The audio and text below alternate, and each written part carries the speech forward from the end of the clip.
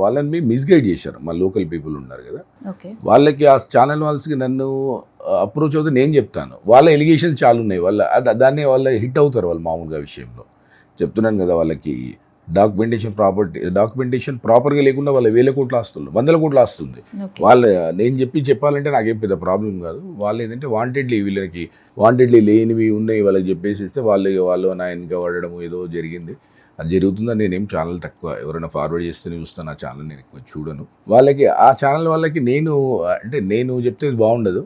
వాళ్ళు కనుకుంటే వాళ్ళ ఇష్యూస్ ఎవరైతే వాళ్ళకి చెప్పారో వాళ్ళ ఇష్యూస్ తప్పించుకోవడానికి నా మీద అసలు వాళ్ళ ఇష్యూస్ తెలిస్తే వండర్ అయిపోతారు. ఆ క్యాండిడేట్కి అయితే ఒక 3000 ఏరియాలో కబ్జాలో ఉంటాడు. జస్ట్ 800-1000 డాక్యుమెంట్ ఉంది. 2000 రూపీస్ మా షేర్లింగంపల్లి ఏరియాలో 2000 యాడ్స్ అంటే ఆల్మోస్ట్ ఇంచుమించు 20 crores ప్రాపర్టీ, 28-30 crores ప్రాపర్టీ. ఆ ఛానల్ వాళ్ళు అది చూడాలి. లేనివి అనవసరంగా చేస్తే బాగుండదని నా సలహా. మామూలు అక్కడ చాలా ఉన్నది.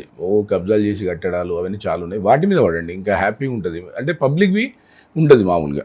ఇప్పుడు ఆ ఛానల్ నేను అంటున్నాను, వాళ్ళ ఛానల్ వ్యూవర్షిప్ 300-400 ఉంటుంది. నేనంటే ఓపెన్గా చెప్తున్నా. నా వ్యూవర్షిప్ ఎంత ఉంటుంది తెలుసా అండి? మినిమం ఏది పెట్టినా, నేను టీ తాగి పెట్టే స్టైల్ పెట్టినా 2 lakhs పీపుల్ చూస్తుంది.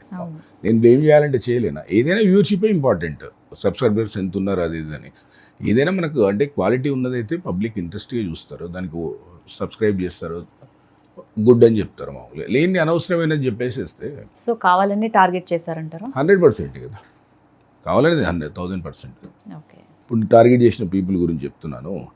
వాళ్ళు చెప్తున్నాను కదా, వాళ్ళు అనవసరంగా ఇది టీడీఆర్లో అనవసరంగా క్లెయిమ్ చేసుకొని రాంగ్ రూట్స్, రాంగ్ డాక్యుమెంటేషన్స్ తోటి పర్మిషన్లు తెచ్చుకొని కట్టుకోవడాలు కొన్ని దగ్గర చేసే వాళ్ళకి నా మీద తను ఎలిగేషన్ పెట్టిన తర్వాత నాకు తెలిసి నేను ఖచ్చితంగా ఛాలెంజ్ చేసి చెప్తున్నాను, 45 నుండి 50 lakhs రెంట్ వస్తుంది. అంటే ఆల్మోస్ట్ 50 lakhs అంటే పర్ మంత్ అంటే 12 months మళ్ళీ చేస్తే 6 కోట్ల ఇన్కమ్ అండి. 6 కోట్లు అంటే స్ట్రేట్ అవే 30% అంటే 1,80 lakhs కట్టాలి. సరే, దానికి ఎంత గ్యాబ్లింగ్ చేస్తుండ్రో ఏందనేది తెలియదా?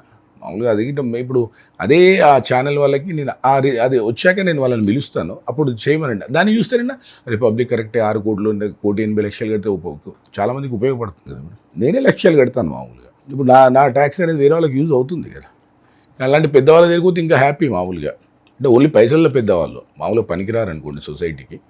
వాళ్ళు వాటర్ బాటిల్ గిట్ట ఎవరైనా అడుగుతుందనుకో, వాళ్ళు ఏం చేస్తారంటే, అమ్మో వీడు వాటర్ తాగితే వీడు కిన్లే వాటర్ బాటిల్ ఇస్తే వాడు ప్యూరిఫైర్ అవుతాడని చెప్పి వాళ్ళు నీళ్లు చెట్లకు పోసిస్తారు, పక్కకి డ్రైనేజ్లో పోసేసి వాటర్ అయిపోయిందని చెప్తారు. ఆ క్యారెక్టర్లో ఎగ్జాక్ట్లీ ఇదే వాటర్ బాటిల్ చేతి ఉంటుంది.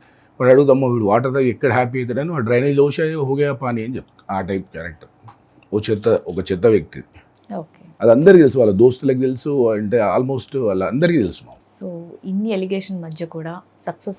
ఇంకోటి మేడం, యాక్చువల్గా నాది ఇక్కడ చేవెళ్ళ పార్లమెంట్లో షాబాద్ కాన్స్టిట్యున్సీ, అంటే same district, Rangareddy district constituency, parliament కాన్స్టిట్యున్సీలో నాది సేమ్. ఇప్పుడు వాళ్ళు ఏంటంటే ఎలిగేషన్ చేసిన వాళ్ళు, మేము లోకల్ పీపుల్, మమ్మల్ని మాతో పెట్టుకుంటే మేము వద్దాం, మేము లోకల్ పీపుల్, మేమంటే సెటిలర్లట. అంటే ఇప్పుడు ఎలా ఉంటుంది, షేర్లింగంపల్లి కాన్స్టిట్యున్సీలో అంటే ఓటర్ ఎన్రోల్మెంట్ అయితే 8 lakhs ఉంటారు, బట్ మిగతా వాళ్ళు మొత్తం 14 lakhs పీపుల్ ఉంటారు. లోకల్ పీపుల్ వచ్చేసి 27,000 ఉంటారు, మ్యాక్సిమం 30. ఇప్పుడు మేము నాన్ లోకల్ వాళ్ళం 13,000 చేంజ్ ఉందాం మామూలుగా.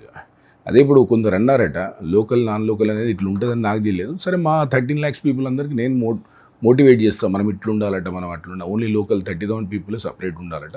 అసలు ఇలా ఉంటుందా లైఫ్ అనేది నాకు కొత్తగా. అంటే వాళ్ళు ఛాలెంజ్ చేసినట్టు, వాడు అంటే బతకడానికి వచ్చినోడు మా లోకల్ వాళ్ళతో పెట్టుకుంటారా అని. మేము బతకనికి వచ్చిన వాళ్ళం 13 లక్షల చాలామంది ఉన్నాం, 13 lakhs పైనే ఉన్నాం. చూద్దాం మామూలుగా లోకల్ వాళ్ళు, ఆయన లోకల్ అని చెప్తున్నాడు కదా, చూద్దాం అది అంటే ఏంటి అనేది. నేనే పబ్లిక్లోకి వెళ్ళిపోతున్నా షార్ట్లీ. నేను కొన్ని ఎవిడెన్సెస్ వచ్చాక ఇంకొన్ని రావాలి. వచ్చాక లోకల్ అంటే అంటే ఏంటి వాళ్ళు ఏమైనా సర్టిఫికేట్ ఇస్తారా లోకల్ అని చెప్పేసి? ఏమి ఇస్తారంటే ఎవరైనా తీసుకోవాలా? అంటే ఆల్రెడీ మేము ఏంటి రెసిడెన్స్ అంటే ఇవన్నీ సర్టిఫికేట్స్ ఉంటాయి, మాకు ట్యాక్సీలు కడుతున్నాం, అంతా లోకలే. అంటే వాళ్ళు లోకల్ అని చెప్పేసి అదే పీపుల్ అంటే కొందరు, మిగతా వాళ్ళు అందరూ బాగానే ఉంటారు. ఇప్పటి నుంచి నాన్ లోకల్ అని మేము చూసుకుంటాం. మామూలు చాలా NGOs అయితే ఉన్నాయి సార్, డొనేషన్స్, ఫండ్స్ కలెక్ట్ చేస్తూ నడిపిస్తూ ఉంటారు. బట్ మీరు మాత్రం సొంతంగా నడిపిస్తున్నారు.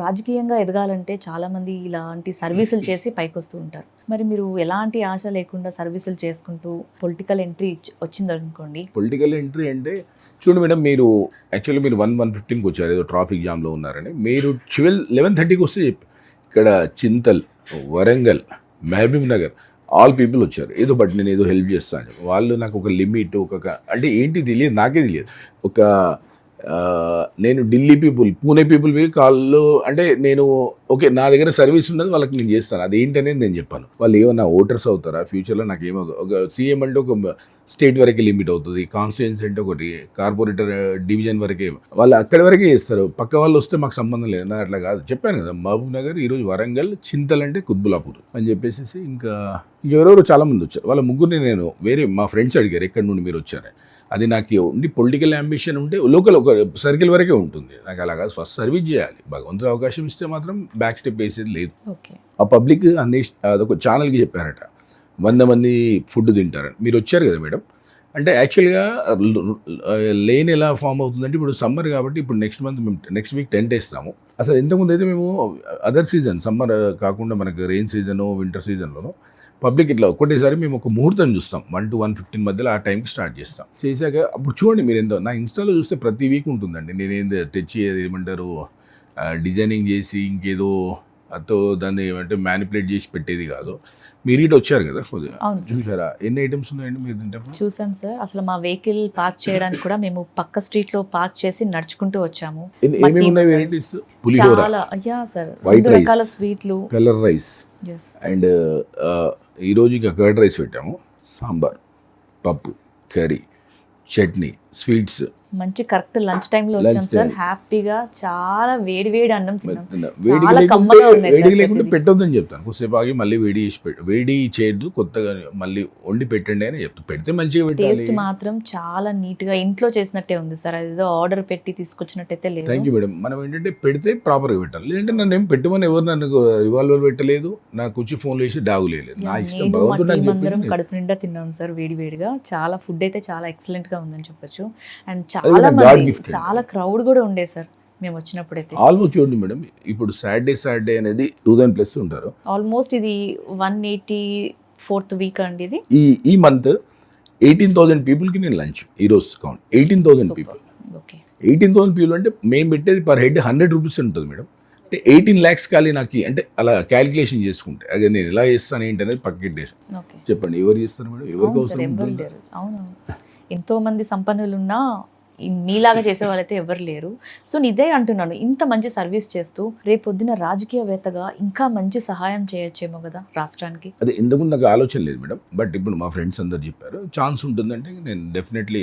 ఐ థింక్ అంటే సో ఖచ్చితంగా నేను ఖచ్చితంగా ఆలోచన కొండా విజయ్ గారిని రేపొద్దున రాజకీయవేత్తగా కూడా చూడబోతున్నాం అంటారా అవకాశం వస్తే మాత్రం ఎప్పుడైతే లైన్ పైన ఉన్నానో ఫార్వర్డే అవుతాను కానీ back step so all the best అండి సో కమింగ్ టు మీ బంగారం విషయం అయితే మెడలో దాదాపు అంత బరువు మోస్తున్నారు ఆడవాళ్ళు మేమే ఏదైనా ఫంక్షన్కి వెళ్తే 2-3 రకాల జ్యువెలరీ డిజైన్స్ వేసుకుని వెంటనే ఇంటికి వెళ్ళి తీసేస్తాం చిరాకుతోనో చెమటతోనో ఉబ్బరిస్తుందని బట్ మీరు మాత్రం అన్ని ఆభరణాలు అంత బరువుని ఎలా మోస్తున్నారు నేను 10:30కి వేర్ చేశానండి మార్నింగ్ నేను Okay. మీరు వచ్చారు నాకు కొద్దిగా క్లోజ్ ఫ్రెండ్ గ్లోబ్ రేషన్ ఉండి ఇప్పుడు ఎంత అవుతుంది మేడం ఆల్మోస్ట్ 7 quarter to 7 అవుతుంది 10:30 అంటే 11:30 12:30 1:30 2:30 3:30 4:30 5:30 6:30 7:30 6:30 అనుకో అంటే 8 hours ఇలాగే మోయాల్సింది మెడలు నొప్పి రావట్లేదు సార్ ఖచ్చితంగా సో ఏంటి అసలు జనరల్గా ఆడవాళ్ళు ఇష్టంగా వేసుకుంటారు మగవాళ్ళు అంటే ఏదో అకేషనల్ వైజ్గా వేసుకుంటారు మీకు మీకు ఎందుకు ఈ ఒకటి passion? మీరు చెప్పారు మేడం నా ప్యాషన్ ఒకటి